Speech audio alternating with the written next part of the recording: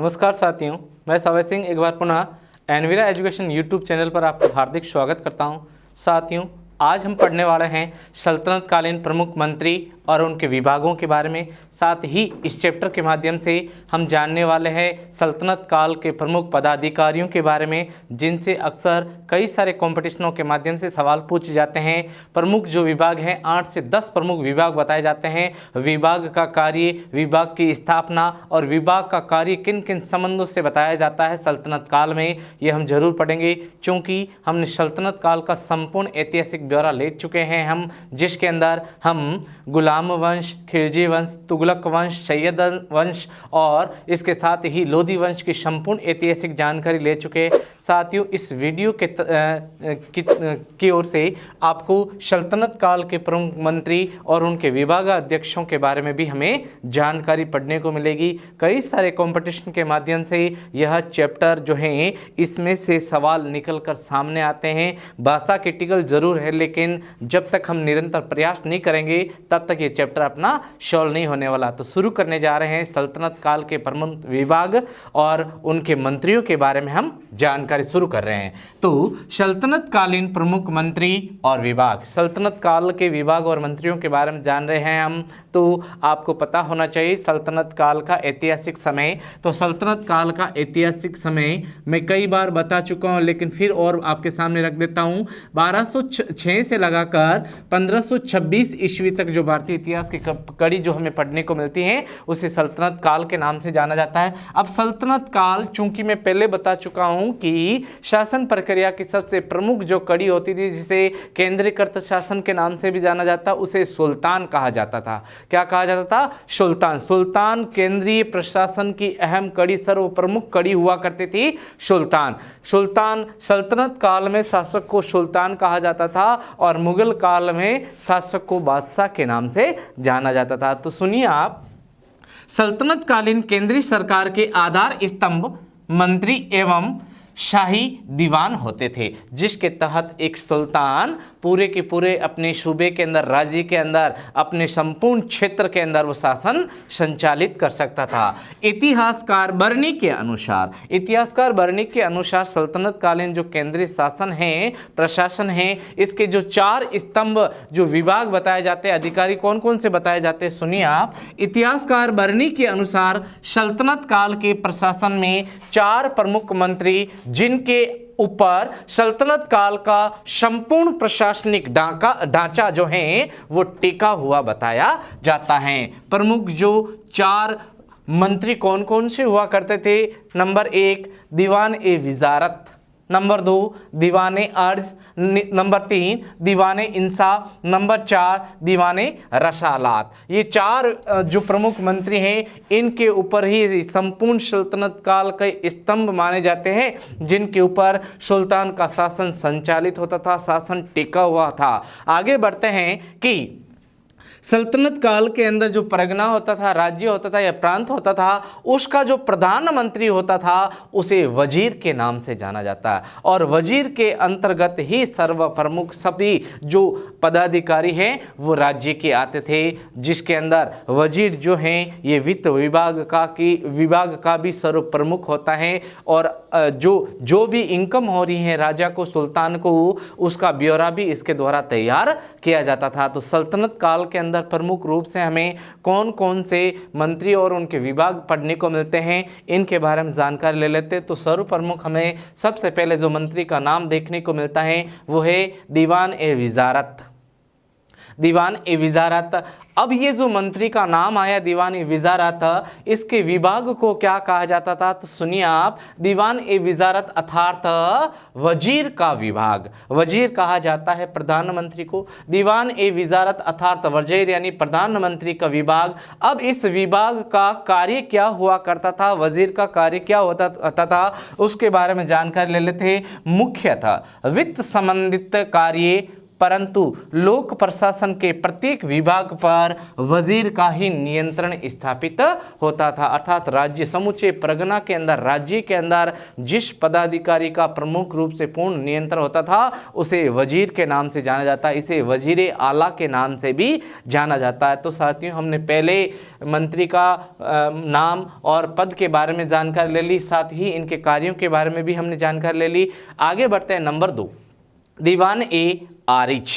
दीवान ए आरिज जो हैं, पहले और बता देता हूं साथियों, दीवान ए विजारत जो हैं ये राजस्व विभाग का भी प्रमुख अधिकारी बताया जाता है, क्योंकि कार्य जो हैं मुख्यतः वित्त संबंधी कार्य पर प्रमुख रूप से बागडोर किसकी हुआ करती थी? वजीर की हुआ करती थी। नंबर 2, दूसरे जो मंत्री हैं वह हैं दीवान ए आरिज। आरिज भी कह सकते हैं हम इसे, और इसे अर्ज के नाम से भी जाना जा सकता है। तो दीवान ए अर्ज या आरिज जो मंत्री होता था, इसका प्रमुख विभाग होता था सैन्य विभाग। सेना का जो विभाग होता था उसे, उसका प्रमुख मंत्री जो होता था उसे दीवान ए आरिज या दीवान ए आरिज या अर्ज के नाम से जाना जाता था। अब सैन्य विभाग का जो ये प्रमुख मंत्री हैं, इसके कार्य क्या क्या हुआ करते थे इसके बारे में हम जानकारी ले लेते हैं। साथ ही मैं और बता देता हूं कि सल्तनत काल के अन्य जो प्रमुख रूप से पदाधिकारी हैं उनके रूप अलग रूप से हम पढ़ेंगे। तो नंबर 2, दीवान ए आरिज जो सैन्य विभाग का प्रमुख मंत्री होता था, इसके कार्य कौन कौन से हुआ करते थे? एक तो सैनिक भर्ती, सैनिकों को भर्ती करना, सैन्य अभियानों का आयोजन करना, किसी भी क्षेत्र को जीतने या पर वहाँ पर आक्रमण करने, अटैक करने या फिर उसको जीतने या हस्तगत करने के लिए जो अभियान किया जाता था वो दीवान ए अर्ज या आरिज के द्वारा ही संचालित किया जाता था। नंबर 2, सैनिकों का वेतन निर्धारण करना, सैनिकों का वेतन निर्धारण करना। साथियों, सल्तनत काल के अंदर सैनिकों की एक पहचान होती थी, हुलिया पहचान। हुलिया पहचान सैनिक की एक प्रमुख पहचान होती थी। आगे बढ़ता है कि सैनिकों का वेतन निर्धारण करने का कार्य भी दीवान ए आरिज और सैन्य निरीक्षण, सेना किस प्रकार से अपनी प्रैक्टिस कर रही है, किस क्षेत्र को जीतने के लिए कौन सी कितनी मेहनत कर रही है, इसके ऊपर सर्वस्व नजर रखने का कार्य दीवान ए आरिज या अर्ज के नाम से जाना जाता है, प्रमुख मंत्री किया करता था। नंबर 3, तीसरा जो मंत्री हम पढ़ रहे हैं उससे संबंधित विभाग के बारे में जानकारी ले रहे हैं, उसका नाम है दीवान ए इंसा। दीवान ए इंसा या इसे दीवान ए अशरफ के नाम से भी जाना जाता है। जरूर नो डाउट ध्यान जरूर रखना, ये सवाल कई बार बदल कर भी पूछे जाते हैं। और ये जो चैप्टर है साथियों, आप इसे रिट है, फर्स्ट ग्रेड लेवल है, साथ ही राजस्थान पुलिस और पटवार के तहत भी इंडिया जीके के तौर पर आप इसे नोट डाउन कर सकते हैं। तो आगे बढ़ते हैं, दीवान ए इंसा या अशरफ। दीवान ए इंसा या अशरफ जो मंत्री होता था, ये पत्राचार विभाग का प्रमुख होता था। पत्राचार विभाग का प्रमुख मंत्री होता था। अब पत्राचार विभाग का मंत्री है, कार्य क्या क्या हुआ करते थे तो सुनिए आप, कि एक सुल्तान के द्वारा जितनी भी शाही घोषणाएं की जाती थी, शाही घोषणाएं एवं पत्रों के मसविदे तैयार करना, जितना भी शाही घोषणाएं तैयार की जाती थी तो उसका प्रारूप तैयार करने का कार्य कौन किया करता था? दीवान ए इंसा या अशरफ के नाम से उस मंत्री को जाना जाता है।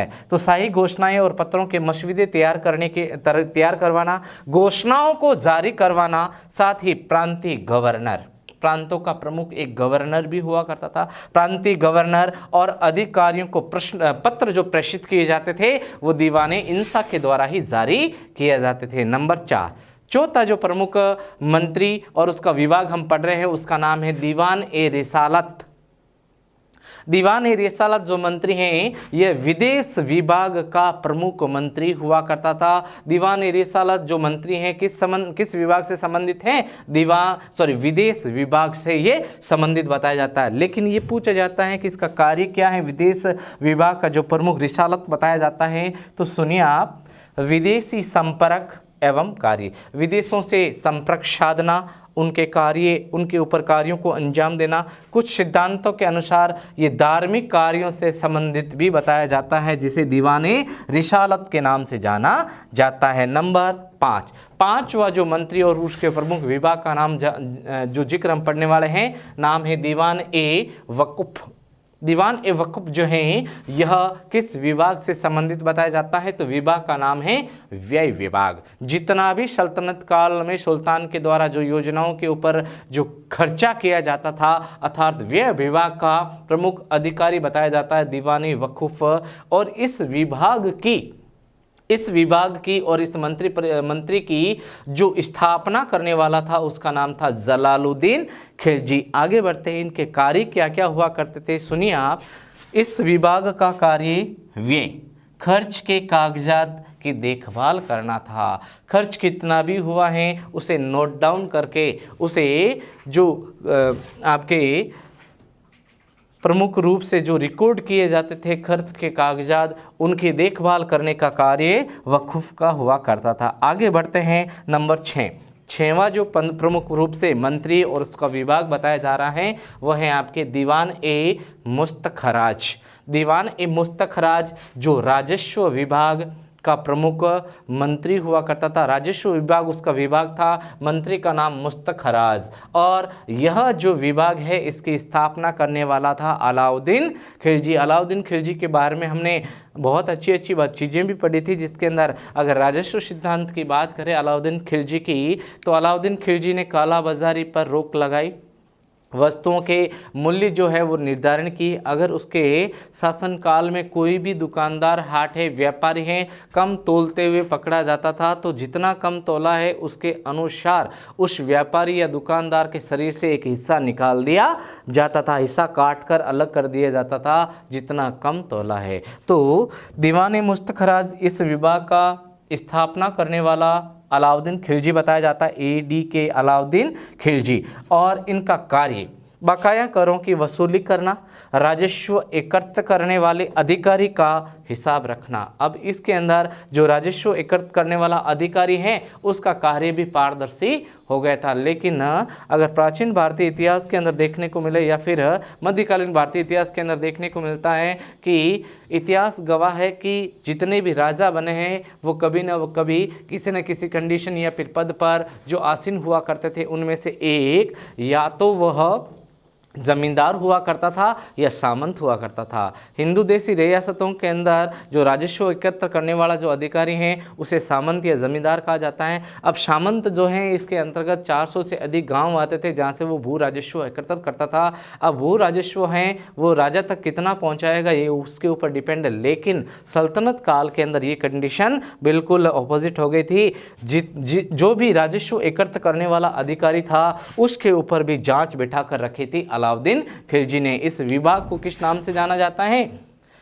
राजस्व विभाग। और प्रमुख जो मंत्री हैं उसे दीवाने मुस्तखराज के नाम से जाना जाता है। आगे बढ़ता है, सल्तनत काल के अंदर जो प्रमुख मंत्री और विभाग और उनसे संबंधित जो कार्य हैं वो कौन कौन से बताए जाते हैं देख लेते हैं। नंबर 7 पर जो प्रमुख मंत्री और उसके विभाग और उससे संबंधित कार्य हैं उसके बारे में ब्यौरा ले लेते हैं। तो सुनिए आप, दीवान ए कज़ा ममालिक।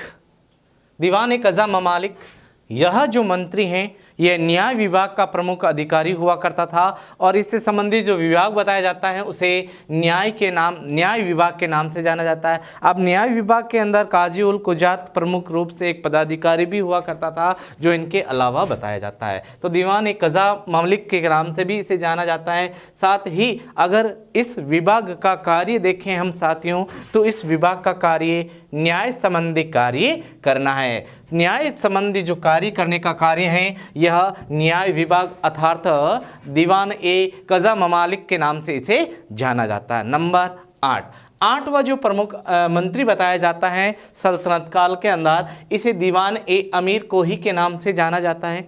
दीवान ए अमीर कोही, यह जो शब्द है मंत्री हैं इसके बारे में कई बार सवाल पूछे जा चुके हैं। तो सुनिए आप, दीवान ए अमीर कोही ये कृषि विभाग का संबंध रखने वाला प्रमुख एक मंत्री बताया जाता है और मोहम्मद बिन तुगलक ने इस विभाग की क्या की है? स्थापना की है। मोहम्मद बिन तुगलक ने इस विभाग की स्थापना की। साथ ही मोहम्मद बिन तुगलक के बारे में जब हमने पढ़ा था तो भारतीय कृषि के अंदर फेर बदल अर्थात चक्रावर्तन की पद्धति जो है ये अपनाने वाला कौन कहलाता है? मोहम्मद बिन तुगलक के नाम से जाना जाता है सुल्तान। तो दीवान ए अमीर को ही यह कृषि विभाग का एक मंत्री हुआ करता था। अब कृषि विभाग के मंत्री होने के नाते इससे संबंधित कार्य क्या क्या देखने को मिलते हैं? तो कृषि के तहत भूमि का विस्तार करना अर्थात कृषि योग्य भूमि बनाना, क्षेत्रों के अंदर माल गुजारी व्यवस्था को सुदृढ़ करना, माल गुजारी व्यवस्था को भी क्या करना है? मजबूत करना। ये दीवान ए अमीर कोही के नाम से जाना जाने वाला प्रमुख मंत्री के नाम से इसे जाना जाता है। तो आगे बढ़ते हैं नंबर 9। अगला जो प्रमुख मंत्री है इसे दीवाने खैरात, खैरात का मतलब दान दक्षिणा होता है, सुनिए आप, दीवाने खैरात अर्थात दान विभाग से संबंध रखने वाला मंत्री क्या है, दीवाने खैरात कहलाता है। और यह फिरोज शाह तुगलक के शासनकाल में स्थापित एक विभाग था जिसे दीवान ए खैरात के नाम से जाना जाता। आगे बढ़ते हैं, दीवान ए खैरात जो दान विभाग का प्रमुख मंत्री बताया जाता है, इनका प्रमुख कार्य क्या क्या बताया जाता है, तो सुनिए आप, यह विभाग सल्तनत काल में गरीब मुस्लिम कन्याओं का विवाह करवाना, विधवाओं और अनाथों की मदद करने का जो विभाग है इसे दान विभाग अर्थात मंत्री का नाम दीवाने खैरात के नाम से इसे जाना जाता। आगे बढ़ते हैं, नंबर 10, 10वां जो प्रमुख मंत्री और उसके विभाग बताया जाता है इसे दीवाने इस्तिहाक के नाम से जाना जाता है। मंत्री पद दीवाने इस्तिहाक, और यह जो प्रमुख मंत्री हैं यह पेंशन विभाग का प्रमुख मंत्री बताया जाता है। और पेंशन विभाग की स्थापना करने वाला शासक बताया जाता है फिरोज शाह तुगलक।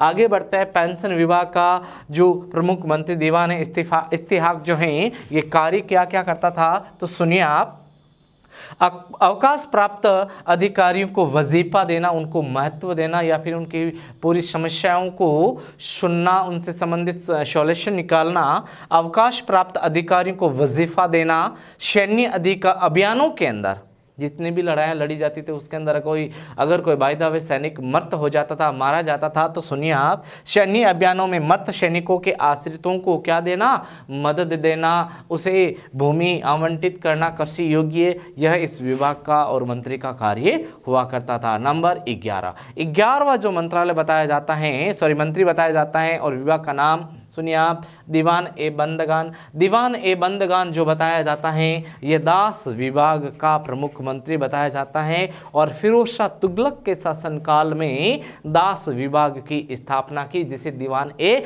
बंदगान के नाम से जाना जाता है। फिरोज शाह तुगलक के शासनकाल के अंदर लगभग जो दास बताए जाते हैं 7,80,000 दास बताए जाते हैं फिरोज शाह तुगलक के शासन काल के अंदर। आगे बात करते हैं, फिरोज शाह तुगलक ने दास विभाग अर्थात दीवाने बंदगान की स्थापना के साथ ही इनका कार्य क्या क्या हुआ करता था, तो सुनिए आप, दासों की संख्या में वृद्धि करना और उनकी समस्याओं का समाधान करना, यह दीवाने बंदगान की प्रमुख रूप से ये कार्य देखा जाता। अंतिम रूप से सल्तनत काल का जो इम्पोर्टेंट एक चैप्टर आपके मंत्री बताया जाता है इसे नाइम ए मुमालिकात के नाम से जाना जाता है और इसकी स्थापना बहराम शाह के द्वारा इसे स्थापित किया गया था। किसके द्वारा? बहराम शाह के द्वारा इसे स्थापित किया गया। बहराम शाह जो है साथियों ये गुलाम वंश का शासक बताया जाता है। बहराम शाह के द्वारा इसे स्थापित किया गया था। अब नाइम ए मुमालिकात जो हैं गुलाम वंश के शासन काल के अंदर सत्ता का प्रमुख केंद्र बिंदु के रूप में एक मंत्री जो स्थापित किया गया उस रूप में वह कार्य करता था। तो साथियों हमने सल्तनत काल के प्रमुख जो मंत्री हैं उनसे संबंधित विभाग जो हैं और इनके अलावा इनके कार्य जो हैं इनके बारे में विश्लेषण किया। अब हम बात कर लेते हैं सल्तनत कालीन प्रमुख अधिकारियों के बारे में। अब हम बात कर लेते हैं सल्तनत काल के प्रमुख अधिकारियों के बारे में जो सुल्तान के इर्द गिर्द उनके कार्यों को संचालन करने का कार्य भी करते थे, उनके प्रशासनिक इकाइयों के अंदर प्रमुख व्यवस्थाओं को भी देखते थे। तो शुरू करने जा रहे हैं प्रमुख अधिकारियों के अंदर प्रमुख रूप से जो महत्वपूर्ण हैं उनके बारे में हम बात कर लेते हैं। सुनिए आप, सल्तनत काल के अंदर जो प्रमुख अधिकारियों के बारे में हमें पढ़ना है तो पहले जो अधिकारी का जिक्र आता है वो है आपके रसालात ए मुमालिक। रसालात ए मुमालिक जो प्रमुख एक अधिकारी हुआ करता था सल्तनत काल का, इसका जो कार्य देखने को मिलता है हमें विदेश विभाग का प्रधान। यह विदेश विभाग का प्रधान हुआ करता था जिसे रसालात ए मुमालिक के नाम से जाना जाता था। विदेशों से संपर्क साधना, कौन सा कार्य करवाना है, विदेश संबंधी कार्य जो हैं ये पूरा का पूरा रसालात ए मुमालिक के नाम से जाना जाने वाला जो अधिकारी है ये क्रियान्वयन करता था। आगे बढ़ते हैं नंबर 2। दूसरा जो प्रमुख अधिकारी हैं जिसे अमीर ए बहर के नाम से जाना जाता है। अमीर ए बहर जो हैं ये आंतरिक नौकायान, या जल मार्गों का जो नियंत्रण करने वाला प्रमुख जो अधिकारी हैं, इसे अमीर ए बहर के नाम से भी जाना जाता है। अगर बात करें साथियों नौकायानों की, तो नौकायानों का जो निर्माण है, नावों का जो निर्माण है, स्पेशली भारतीय इतिहास का वह कौन सा ग्रंथ है जिसमें नावों के प्रकार और नावों के निर्माण से संबंधित गतिविधियों से संबंधित जानकारी जो हमें पढ़ने को मिलती है, तो उस ग्रंथ का नाम बताया जाता है युक्ति कल्पत्रु। और युक्ति कल्पत्रु जो ग्रंथ हैं, लिखने वाले जो शासक का नाम बताया जाता है राजा भोज बताया जाता है, जिसमें नौकाओं के प्रकार और उनके निर्माण से संबंधित गतिविधियों के बारे में जानकारी मिलती है। अन्य आंतरिक नौकायान या जल मार्गों का नियंत्रण करने वाला जो अधिकारी है, उसे अमीर ए बहर के नाम से जाना जाता है। बात जल मार्गों की हो रही है, तो साथियों हम ये भी देख लेते हैं कि भारतीय इतिहास के अंदर सर्वप्रसिद्ध सबसे प्राचीन जो डकयार्ड या बंदरगाह देखने को मिलता है, उसे ब्रगकच्छ या भड़ौच के नाम से जाना जाता है, जो आपके उत्तर से लगाकर पश्चिमी भारत के अंदर जितने भी माल आवाजाही हुआ करती थी, माल की आवक हुआ करती थी, ये कांडला पोर्ट जिसे वर्तमान का नाम से जाना जाता है, इसका प्राचीन नाम ब्रगकच्छ या भड़ौच के नाम से भी जाना जाता है। यहाँ पर ढुलाई की जाती थी, जो आंतरिक मामलों के अंदर इसकी सप्लाई, आंतरिक क्षेत्रों में इनकी इस माल की सप्लाई करता था। अगर पूरी क्षेत्र की तरफ से अगर बंदरगाह का जिक्र पूछा जाए जहाँ से माल की सर्वाधिक आवाही होती थी, माल जो है वो विदेशों से भारत में पहुंचता था, तो उसका नाम ताम्रलिप्ति बताया जाता है। ताम्रलिप्ति का संबंध किस प्राचीन नगर से बताया जाता है, तो नाम आता है पाटलिपुत्र। आगे बढ़ते हैं साथियों। नंबर 3, वकील ए दर। वकील ए दर जो प्रमुख अधिकारी हुआ करता था, यह शाही महल सुल्तान की व्यक्तिगत सेवाओं का प्रबंध करने वाला जो प्रमुख अधिकारी हैं, उसे वकील ए दर के नाम से जाना जाता था। जो शाही महल में किसी भी चीज़ की रिक्वायरमेंट है तो उसे पूरी करना, साथ ही सुल्तान की व्यक्तिगत सेवाओं का प्रबंध करने वाला जो प्रमुख अधिकारी है, उसे वकील ए दर के नाम से जाना जाता है। आगे बढ़ते हैं नंबर 4, अमीर ए मजलिस। अमीर ए मजलिस वह अधिकारी जो सभाओं एवं दावतों जैसे विशेष उत्सवों का प्रबंध करने का जो जिम्मा है, वह अमीर ए मजलिस के ऊपर आधारित हुआ करता था। स्वाभाविक सी बात है, सल्तनत काल के अंदर ऐसे बहुत सारे अवसर आते थे, या तो किसी विजय के उपलक्ष्य में, राज्यारोहण के उपलक्ष्य में, या फिर किसी कीर्ति या फिर किसी स्थापत्य के निर्माण के क्षेत्र में जितने भी जो महत्वपूर्ण कार्य किए जाते थे सुल्तान के द्वारा, तो महत्वपूर्ण दावतों या फिर भोज का आयोजन किया जाता था। उसकी संपूर्ण व्यवस्था अमीर ए मजलिस के नामक अधिकारी के द्वारा यह व्यवस्था की जाती थी। आगे बढ़ते हैं। अमीर ए हजीब, जिसे बारबक के नाम से भी जाना जाता है, जरूर नोट डाउन करना इन चीज़ों को। अमीर ए हजीब जो बारबक के नाम से भी जाना जाता है, ये दरबारी शिष्टाचार के नियमों को लागू करना है। दरबार में किस प्रकार से एंट्री करनी है, मंत्रियों को, सलाहकारों को या फिर जन सामान्य को किस प्रकार बुलाया जाता था, बुलाने के बाद में जो भी व्यक्ति दरबार में मौजूद हुआ है वो बादशाह अभिवादन कैसे करता था, इसके नियम या फिर दरबार के अंदर किस प्रकार से बोलना है, ये पूरी की पूरी गतिविधियों के बारे में जो जानकारी रखने वाला था, उसे अमीर ए हजीब जो दरबार में शिष्टाचार के नियमों को लागू करता था। जैसे एग्जाम्पल के तौर पर मैं बता देता हूं कि सल्तनत काल के अंदर दरबार में जब कोई भी व्यक्ति पहुंचता था, तो बादशाह के अभिवादन के लिए बहुत सी इंपॉर्टेंट रूल्स बताए जाते थे, जिसमें 4 तस्लीम या पाबोस, पैरों को चूमकर बादशाह का अभिवादन किया जाता था। ये किस काल में? सल्तनत काल के अंदर। आगे बढ़ते हैं। सर ए जहानदार। सर जहानदार जो हैं, ये सुल्तान के अंगरक्षकों का प्रधान हुआ करता था। अब सुल्तान कहीं पर भी जा रहा था, वो सर ए जहानदार जो हैं, यह सुल्तान के अंगरक्षकों का प्रधान हुआ करता था। जितने भी उसके सिक्योरिटी गार्ड रखे जाते थे, उनकी देखरेख, उनकी व्यवस्था करने का कार्य जहानदार। आगे बढ़ते हैं नंबर 7, प्रमुख अधिकारियों के बारे में पढ़ रहे हैं सल्तनत काल के बारे में। तो मंजूमदार अर्थात आय व व्यय को ठीक करने वाला। अगर आय बिगड़ी है तो उसको भी ठीक करना, ज़्यादा खर्च हो रहा है तो उसके ऊपर भी लगाम लगाने वाला, और भू राजस्व के ऊपर निगरानी रखने वाला जो अधिकारी है उसे मंजूमदार कहा जाता है। नंबर 8, मुसरफ ए मुमालिक। मुसरफ ए मुमालिक जो हैं, ये महालेखाकार हुआ करता था। जितनी भी इनकम होती थी सल्तनत काल में सुल्तान को, तो सुल्तान के पर्सनल अकाउंटेंट के तरह जो कार्य करता था, उसे मुशर्रफ ममालिक के नाम से जाना जाता है, जिसे महालेखाकार के नाम से भी जाना जाता था। और स्पेशली राज्यों से संबंधित जितनी भी आय हुआ करती थी सुल्तान को या फिर सल्तनत को, तो उसका जो ब्यौरा तैयार करने वाला अकाउंटेंट जो है इसे मुशर्रफ ममालिक के नाम से जाना जाता था। आगे बढ़ते प्रमुख जो मंत्री और अधिकारी बताया जाता है उसे सहना ए मंडी के नाम से जाना जाता है।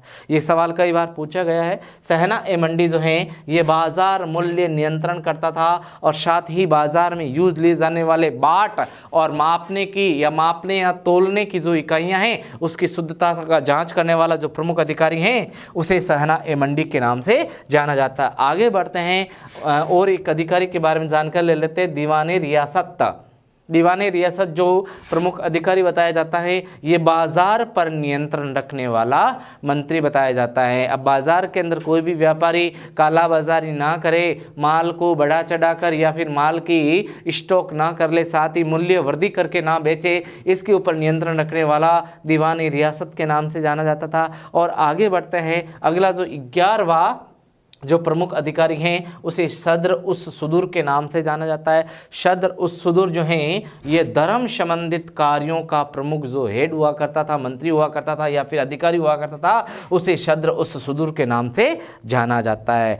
सल्तनत काल का जो प्रमुख इम्पोर्टेंट अधिकारी हैं उसे कोतवाल के नाम से जाना जाता है। अब कोतवाल का कार्य क्या हुआ करता था कि शहर जितने भी थे सल्तनत काल के अंदर, बहुत सारे शहरों के बारे में गतिविधि हमने पढ़ी थी, तो उन शहरों में शांति व्यवस्था के लिए जो उत्तरदायी प्रमुख जो अधिकारी हैं उसे कोतवाल के नाम से जाना जाता है। कहीं पर भी किसी भी क्षेत्र के अंदर दंगा ना भड़क जाए, लोग आपस में उलझ ना जाए, उनसे संबंधित शांति व्यवस्था सुचारू रूप से क्रियान्वयन करने वाला जो प्रमुख अधिकारी बताया जाता है उसे कोतवाल के नाम से जाना जाता है। तो साथियों हमने सल्तनतकालीन प्रमुख मंत्री, उनसे संबंधित विभागों के कार्य और साथ ही प्रमुख अधिकारियों के बारे में हमने लेखा जोखा किया है।